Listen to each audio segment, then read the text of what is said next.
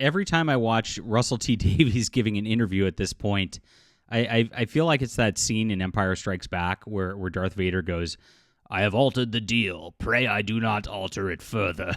It's just so ridiculous how he so blatantly disrespects the history of Doctor Who, even his own iteration of Doctor Who since 2005, and is just flying in the face of that.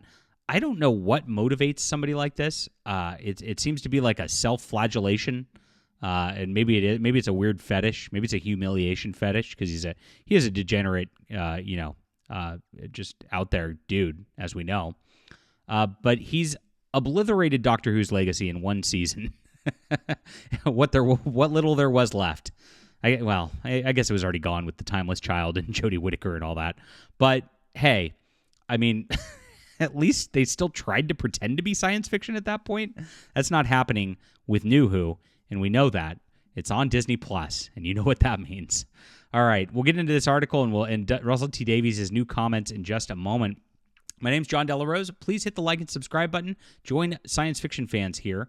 I really appreciate it. We have a great community. And even though Russell T Davies doesn't want you as a fan anymore, he wants a new modern audience. I think you're great and swell, and I want to appeal to you. And I hope I will. I've got a trilogy of science fiction novels on Amazon, and this is available in ebook, print, and audio. And it's got a great establishing point for which I'm going to respect my own canon, my own lore, and build from there. I've got a wonderful story I'm writing right now that is going to dovetail out of this trilogy. I'd love for you to catch up on this. And it is on Amazon. Like I said, I'll put that link in the description below. Thank you guys so much for all the support. Doctor Who fans have been the best.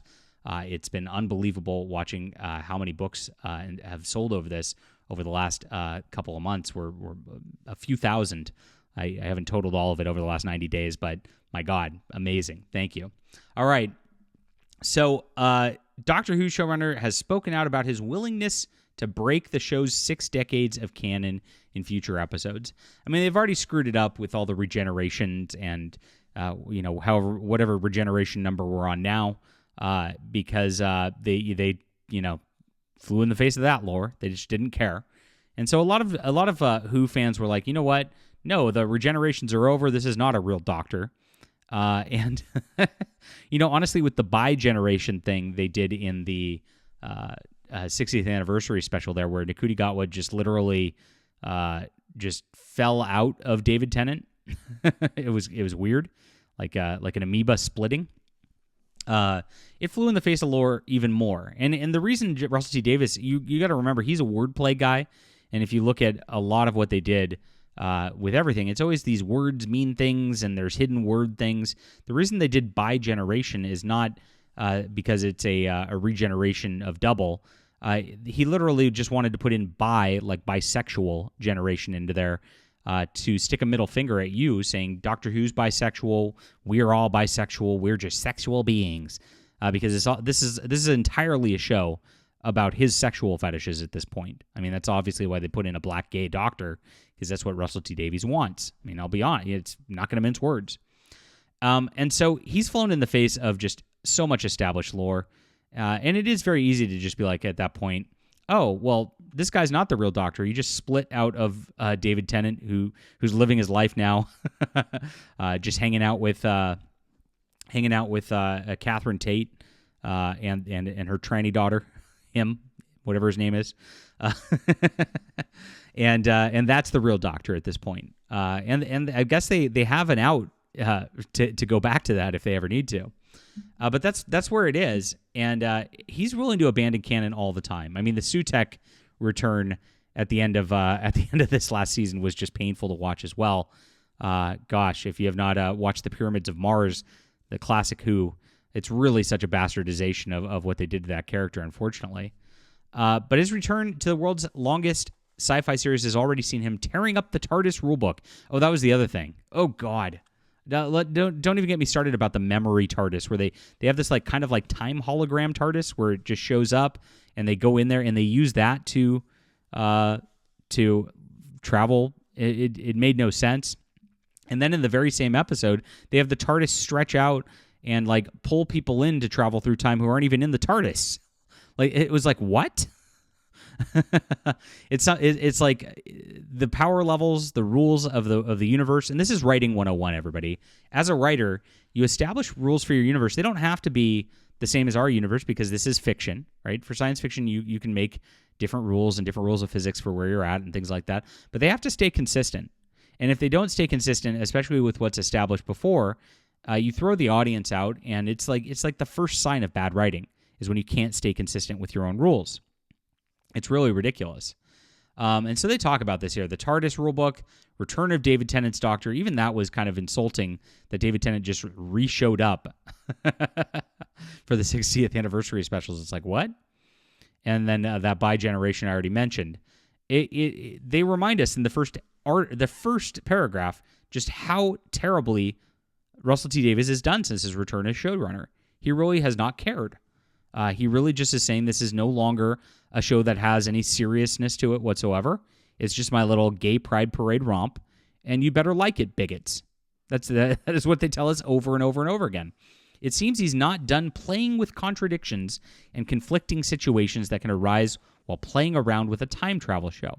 And here's where we're going to see his excuses for why it's totally okay and why it totally makes sense. And it doesn't. This does not make sense.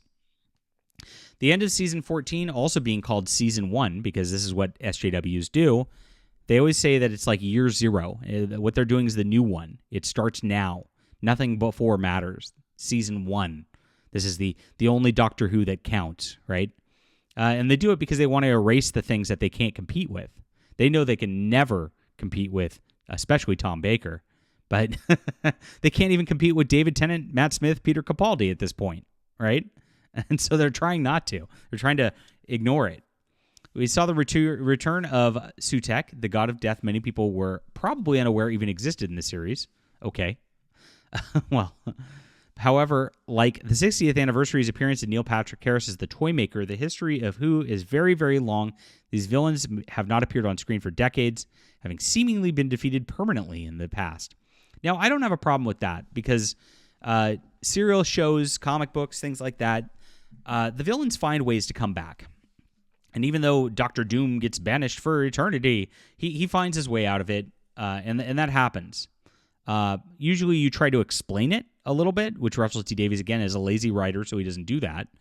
But that sort of thing doesn't bother me so much as the way it's presented, right?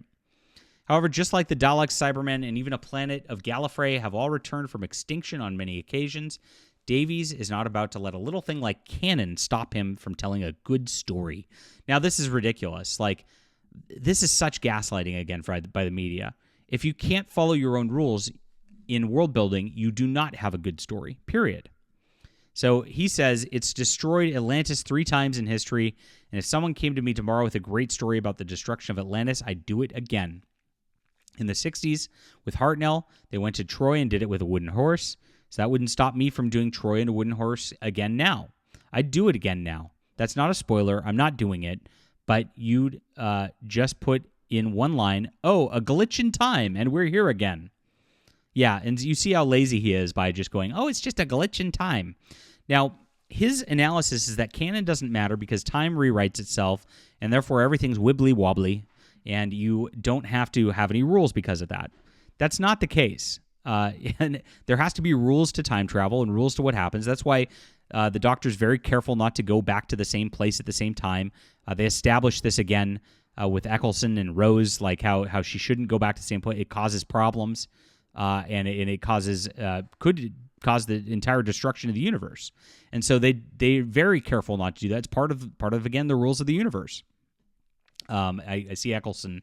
That reminded me of that episode, but. What he wants is saying, I don't want to have to research all this stuff. There's 60 years of history. I'm lazy. I want to write whatever the hell I want to write, and I'm just going to ignore it. And that's lazy writing.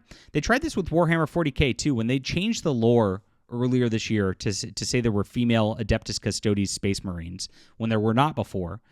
They went out there and they said that, like, oh, the histories written in the Imperium are not reliable. And so they don't really mean anything. So we could change it at any time we want. And again, it's just lazy attempts at changing things for the sake of DEI, diversity, equity, and inclusion, because they want to retell the stories that are out there. They can't come up with anything new because they're not creative anymore. And they want to do it with this woke twist so they can pretend it's brand new and the first time ever, and that it's something special when it's really not. And this is what Russell T Davies has turned into now. He doesn't care about Doctor Who canon. He's in fact going to destroy it intentionally, and he's going to stick a middle finger to you, and you'd better like it, or he's going to call you a bunch of names. That's it. It's really sad to watch, but this is where we're at, and this is why Doctor Who is officially dead. Leave a comment down below with what you think about this. Hit the like and subscribe button. Make sure to check out The Stars Entwined and its sequels on Amazon. Appreciate you for being there. We'll be back soon.